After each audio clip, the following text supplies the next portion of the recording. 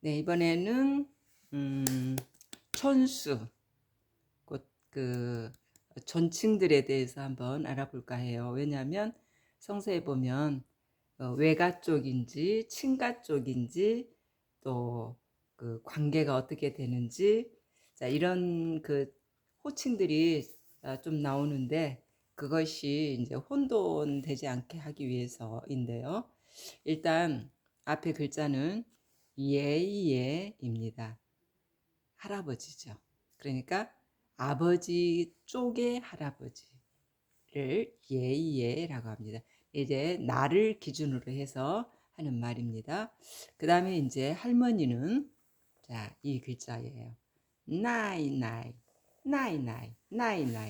자, 왜 나이일까요? 물론 여자라는 점에서 여자 여자가 들어갔죠. 계집여가 들어갔어요. 자, 그런데 자, 여기 이렇게 표현되어 있는 바로 이거는 그 할머니의 젖가슴을 표현한 겁니다. 그러니까 옛날 할머니들은 자녀를 많이 낳아서 젖을 많이 먹인 그런 여자다 해서 나이로 표현했는데, 사실 이 나이가 우유를 뜻하거든요. 네, 그래서 나이로 표현을 했습니다.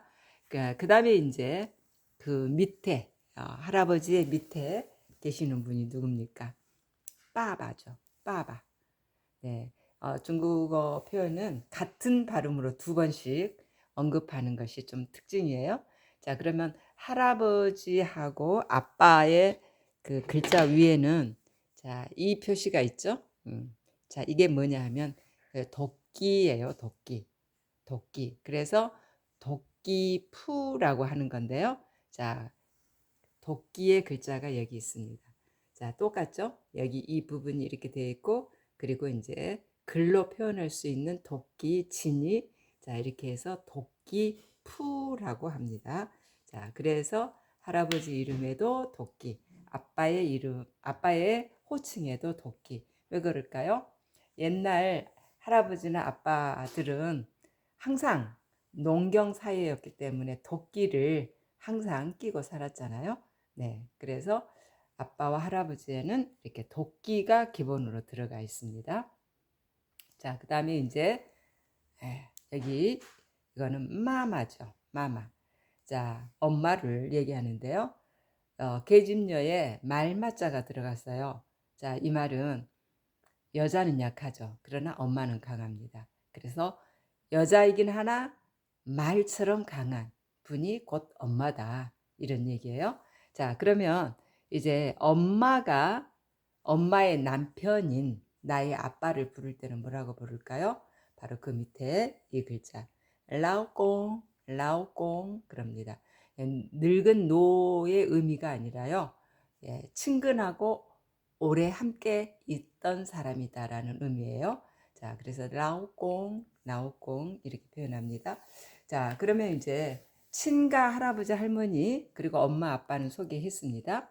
그런데 이제 외가 쪽이죠. 자, 외가 할아버지는 와이꽁이라고 합니다.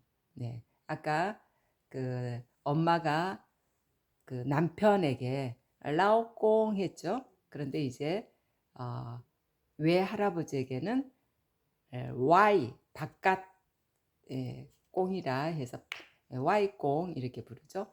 그리고 이제 할머니 역시도 Y퍼라고 합니다. 퍼라는 의미는 그 한국 표현의 로파라는 그 파의 의미인데요. 자, Y파 이렇게 표현하죠. 자, 그 다음에 이제 외가 쪽 삼촌을 먼저 볼까요? 창세기 28장 2절에서 그 야곱이 삼촌, 그러니까 외삼촌이죠.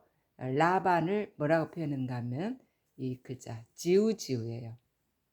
지우지우라는 말로 표현합니다. 지우의 의미는, 자, 이 절구의 표시가 있죠.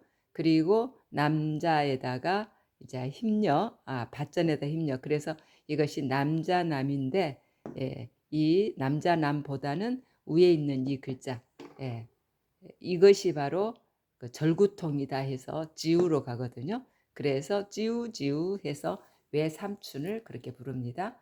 그 다음에 이제 그 이모죠. 야, 외가 쪽 이모. 외가 쪽 이모는 아이라고 합니다. 아이. 자, 아는 옆마을로 생각하시면 되고요. 옆마을에 가서 가능하면 이모를 뵙고 오너라 하는 의미예요. 자, 그런데 이라는 글자는 조금 생각해 봐야 되는데요. 자, 일단 여자니까 이모 이자에 들어가죠. 그런데 이 옆에 글자는 큰 대에다가 활궁이 그려져 있어요. 말하자면 활을 잘 쏘는 대인이 많다는 얘기죠. 그래서 이런 사람이 있는 동네는 편안하겠죠. 그래서 편안할 리입니다. 편안할 리. 근데 중국 사람들은 이 사람들에게 오랑캐라고 했어요.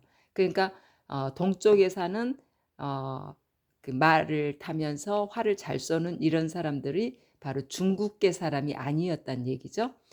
오히려 동양계 사람, 한국의 조상급 되는 사람입니다.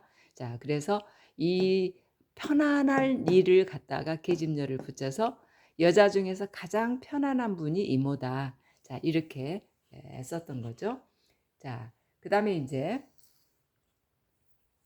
아, 이거는 이제 그러니까 말하자면 엄마가 이제 시아버지, 시어머니를 부를 때의 표현이거든요. 자, 꽁꽁 시아버지한테 꽁꽁 꽁꽁. 자, 시어머니한테는 퍼퍼 퍼퍼. 자, 이렇게 표현을 합니다. 그러니까 엄마가 시어머니, 시아버지를 부르는 호칭이었어요. 자, 그러면 이제 아빠가 외가 쪽 사람들을 부를 때 어떻게 부를까요? 예. 그저께 그 모세가 장인을 그 악푸라고 표현한다 그랬죠. 예, 중국어 표현은 유예인데 한국어 표현은 악이었어요. 그래서 악푸, 유예푸라고 했었어요. 자, 그래서 아빠가 나의 아빠가 외갓집 말하자면 부인의 아버지를 표현할 때는 유예푸라고 합니다. 유예푸 출애굽기 3장 1절에 나오는 내용이었어요. 그 다음에 또 아빠가 장모를 부를 때 아까 위에는 장인이었죠. 장모를 부를 때는 유예무라고 합니다. 자, 그 다음에 이제 그 밑에 처제가 있겠죠. 부인의 동생. 처제는 치매이라고 합니다. 처제의 그 여자 동생이라는 뜻이에요. 그 다음에 또 처남을 부를 때는 치지우라고 이렇게 표현을 해요. 치지우. 아까 그 삼촌 지우지우라고 했던 그 표현과 똑같아요. 자, 그 다음에 이제 내가 부르는 관점에서입니다. 엄마가 그 시아버지 시어머니를 부르는 것과 아빠가 장인 장모 처갓집 식구를 부르는 거 방금 했죠. 자, 그러면 이제 다시 나로 돌아옵니다. 내가 아빠의 동생이면 뭐라고 하겠어요? 삼촌이죠. 역시 삼촌이죠. 근데 아까 외가 삼촌은 지우지였는데 이제 아빠의 동생은 슈슈라고 합니다. 바로 이 글자를 보면 나의 바로 윗상은 아빠잖아요. 그런데 아빠하고 또 닮은 작은 사람이 또 있네. 이게 삼촌이라는 거예요. 아빠의 동생 삼촌. 그 다음에 이제 아빠의 여동생 하면 꾸무라고 하죠. 고모라는 말인데 꾸무라는 표현이 되죠. 자, 그 다음에 이제 내가 나의 형 말하자면 내 엄마의 뱃속에서 같이 태어났지만 형이 있고 누나가 있을 거 아니에요. 자, 그럴 때는 꺾어라고 하는데 꺾어도 한두 명이 있지는 않겠죠. 뭐 가족을 많이 낳았을 경우에는. 그래서 제일 큰 형은 따꺼, 둘째는 얼꺼, 셋째는 싼꺼. 이렇게 해서 이제 1, 2, 3, 4 이거를 그 하나하나 붙여가면서 꺼라는 말만 넣으면 됩니다. 그래서 형은 끄끄. 자, 그 다음에 누나는 지에지에가 됩니다. 지에지에. 자, 그 다음에 또 남동생이 있을 거 아닙니까? 남동생. 이제 그 중간에 내가 끼는 거죠. 나는 워라고 합니다. 자, 그 다음에 이제 남동생이 있을 경우에는 디디라고 합니다. 디디. 그 다음에 만약 여동생이 있다면 메이메이 이렇게 표현하죠. 자, 그러면 혈육을 나눈 나의 형제간을 뭐라고 이렇게 전체적으로 표현하냐면 숑디라고 합니다. 숑디. 자, 제일 밑에 있는 글자죠. 그런데 이제 우리가 영적으로 또 형제 관계가 이루어졌잖아요. 자, 영적인 형제 관계는 이 글자를 바꾸기만 하면 됩니다. 네. 띠숑, 띠숑. 자, 이렇게 하면 영적인 형제 관계가 돼요. 그 다음에 또 이제 우리 그 여자들을, 영적인 여자들을 칭할 때는 지에지에 하나, 메이메이 하나 해서 찌에메이 하면 자매들, 곧 말하자면 영적 자매들을 부르는 의미가 되고요. 또 누나나 여동생을 함께 부른다. 그럴 때도 역시 찌에메이 하는 상황이 됩니다. 자, 그 다음에 이제 이 엄마에게 사위라는 사람이 생길 수 있죠. 딸이 시집을 갔을 때. 자, 이때는 사위를 류슈라고 합니다. 예, 아까 수수하고는 글자가 달라져. 그러나 류슈라고 합니다. 사위. 자, 그러면 이 사위가 언제 어디서 나왔냐 하면 그 소돔과 고모라 멸할 때 롯에게 사위들이 있으면 빨리 데리고 같이 도망을 가시오. 천사들이 이렇게 얘기할 때 류슈라는 말이 나오죠. 자, 이런 상황을 알아야만이 예를 들어서 나사로의 누이들 뭐 누구누구 이렇게 얘기할 때 지에지엔지 메이메인지 이거 알면 누가 동생이고 누가 누나인지 알 수 있죠. 그 다음에 또 그 형제간의 얘기가 나오는 때가 언제냐면 모르드게와 에스더 관계에서 또 이렇게 친족 가족의 표현이 있었어요. 그거는 이제 땅메이라고 했어요. 자, 땅메이. 땅메이라는 말은 뭔 말이냐면 모르드게의 삼촌의 누이 동생이 바로 이 이제 에스더였죠. 그래서 땅메이 이렇게 표현을 합니다.